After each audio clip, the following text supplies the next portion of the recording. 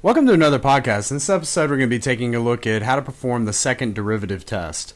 In a previous video, we looked at the first derivative test, which, as the name might imply, focuses on calculating the first derivative and the critical points therein, and determining whether or not they represent a local max or local min. Here we're going to do the same thing, but in order to determine whether a critical point is a max or min, we're actually going to use the second derivative. And that's why it's called the second derivative test. So we start the problem basically by assuming that we have a critical point. So you start off with critical points. So assume f prime of c is equal to 0, so c is a critical point in this particular case. And we can assume that that critical point is either going to be a local max or a min by looking at the second derivative at that point. If the second derivative at that point is greater than 0, we know greater than 0 means concave up. And if you think about something that's concave up at a critical point, then the extreme value for something that's concave up would be a minimum. And so critical points which have concave up behavior correspond to minimums. Similarly, if the critical point has a second derivative that's negative, then at that point we possibly have a maximum. Well, not possibly. We do have a maximum because if it's concave down and the point C is an extremal point, then the point C has to be a maximum if it's concave down at the point C.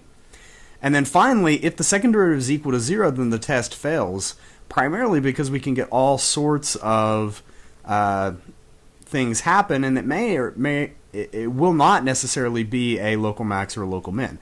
Now, it could be, okay? It could be.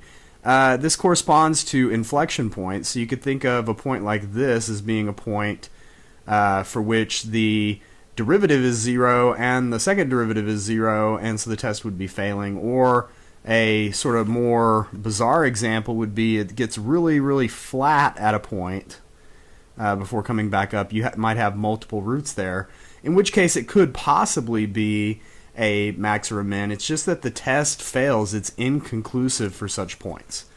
And so the second derivative test is only really useful insofar as you can talk about the concavity of the critical point.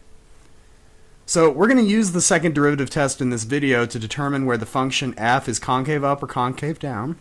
We're also going to look at the inflection points of f and all associated extrema.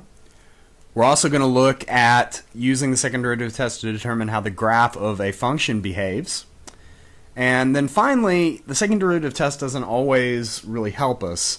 The first derivative test, you only have to calculate one derivative, but as the name implies, with the second derivative test, you have to calculate two derivatives. And if the derivatives become increasingly more difficult to calculate, then the benefit you gain by calculating the second derivative is pretty much lost, because the second derivative test is easier to apply when the function gets simpler as you take derivatives, not necessarily more complicated. And finally, there's a lot of hoops you have to jump through for the second derivative test. It requires first that you have a critical point, and second, it requires that the derivative exists and that its second derivative is not 0, because then the test would fail.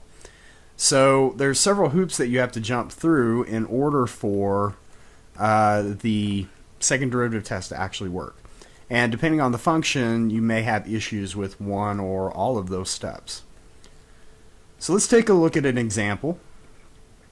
The example that we're considering today is f of x equals 3x to the fifth minus 5x cubed. And so we're going to have to take the derivative to start with. So if I take the derivative of this, just using power rule, once again, this is 15x to the fourth minus 15x squared equals 0. And so pulling out a factor of, dividing through by 15 and pulling out factors here, we would get 15x squared times x squared minus 1 equals 0 is the factorization of this. And so the critical points here are either x squared equals 0, in which case x equal to 0 is the critical point, or we could possibly have x squared minus 1 equal to 0, which would imply that x is plus or minus 1. Those would be our two possible critical points there.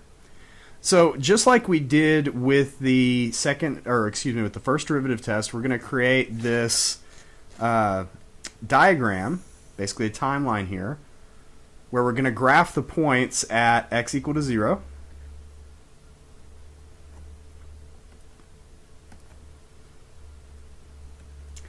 We're going to look at x equal to 1. And we're also going to look at x equal to negative 1. And what we find here is we're going to have to look at the second derivative for this test. So let me go ahead and calculate the second derivative over here.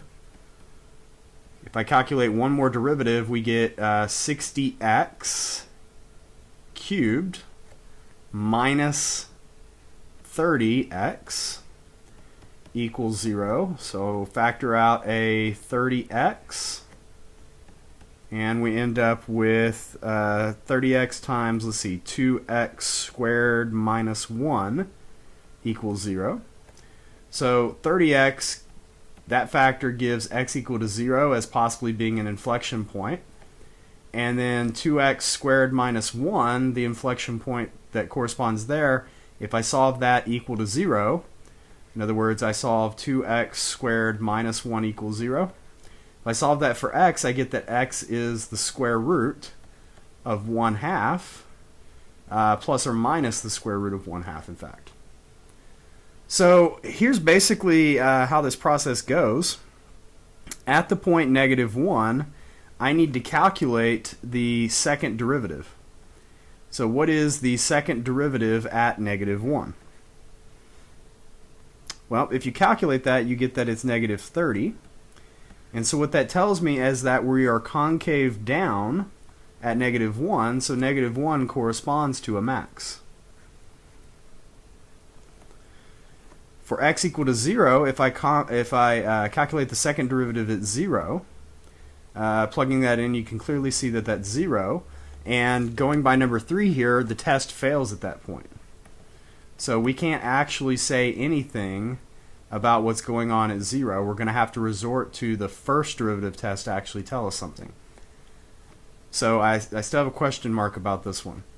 The value at 1, if I plug 1 into this, you can see that you can get 60 minus 30 or positive 30. And so here, since it's positive, we're concave up at those values. And so what we have here is that the point x equal to 1 is a minimum. So we've easily figured out the two extrema we have here at negative 1 and 1, but we still need to know something about x equal to 0. And so since I still need to look at x equal to 0, I'm going to resort to the first derivative test, which means that I'm going to write down x equal to 0, and I'm going to test on both sides of it. So since it's the first derivative test, I'm going to test the first derivative over here. Now I've got to stay between 0 and negative 1 to do that. So I'm going to test in this region. So the likely candidate here is negative 1/2. So I'm going to test the derivative at negative 1/2. So if I plug negative 1/2 into my derivative function here, then the value that you get is negative 3/16. And if you plug the derivative, or if you calculate the derivative at positive 1/2, so once again in between 0 and 1, then you'll also get negative 3/16. And so this just emphasizes that the point x equal to 0 is not a max or a min, because the derivative is negative to the left of 0, and it doesn't change values across 0. So because the derivative doesn't change values across 0, this is not an extrema. Well, if it's not an extrema, what is it? Well, that's actually a good question. X being 0 has its first derivative and second derivative both equal to 0, and so we know that any point where the first and second derivatives are both 0 correspond to potentially triple roots. And you can see that in the picture, or you can see that in the equation itself. So what we know here is we know that f double prime of 0 is 0. We know that f prime of 0 is 0. And we know that f of 0 is 0. All of those things together lead me to believe that x equal to 0 is a triple root,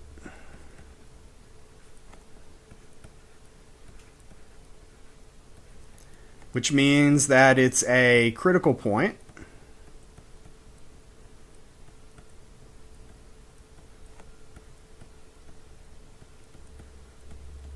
It's also an inflection point.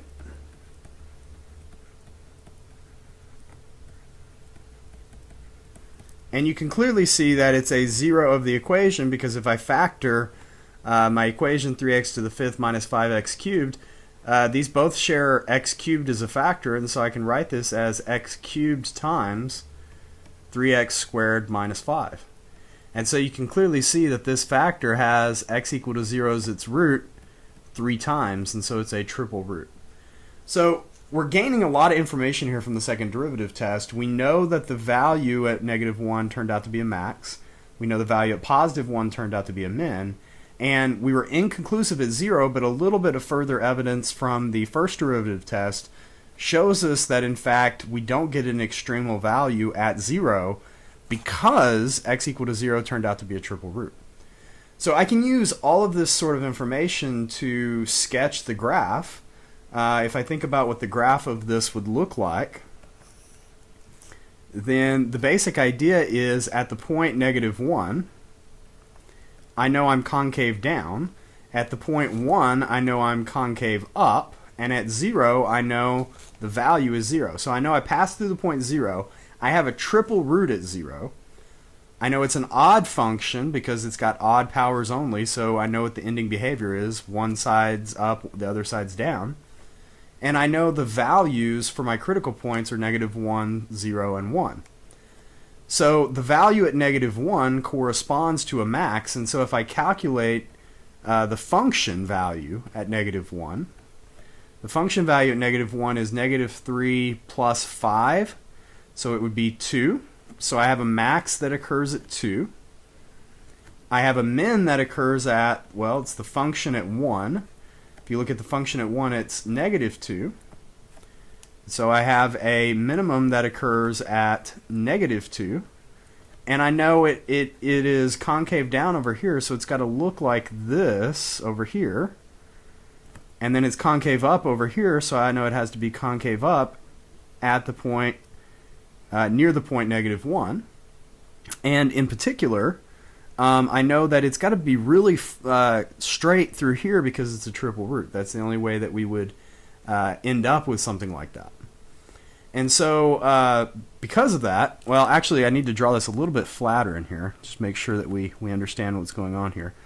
These double and triple roots correspond to where this function flattens out. So it should really flatten out like this, but it doesn't actually have a max or a min there. And so it's going to flatten out exactly like that. That would end up being what the graph of the function looks like for this point. And so just as sort of a last comment here, where is this function concave up and concave down on? Well, you can clearly see that there are inflection points involved, right? So if we go back to where we calculated our inflection points right here, we know that the first inflection point here is at 0, and then we also have inflection points at plus or minus the square root of 1/2, which that's approximately 0.707. So right around here is an inflection point, as well as right around here. And you can clearly see that the function is concave down on this part, it's concave up on this part, it's concave down again right here, and it's concave up right there. And so if you put that all together, we can create intervals, just like we did for the intervals of increase and decrease. The function would be concave up in between, so this is the critical point, or the inflection point minus 1 over square root of 2. This is the point plus 1 over square root of 2. And then we have 0 as the other inflection point. So we're concave up from minus 1 over square root of 2 to 0, and then again, union, again from 1 square root 2 up to infinity. And then we're concave down from minus infinity up to the inflection point. So we're concave down all the way up to the inflection point here. And the inflection point is negative 1 over square root of 2. Union, then we're concave down again from 0 to 1 over square root of 2. And so those are the intervals over which our function is concave up or concave down. Basically, between the first derivative test and the second derivative test, you have all the tools you need to completely analyze the behavior of the function. You don't have to resort to graphing calculators or anything like that. You can simply figure out the behavior of the function through whether it's increasing or decreasing, which is the first derivative property, or whether it's concave up or concave down, which is the second derivative property. All right, thank you for watching.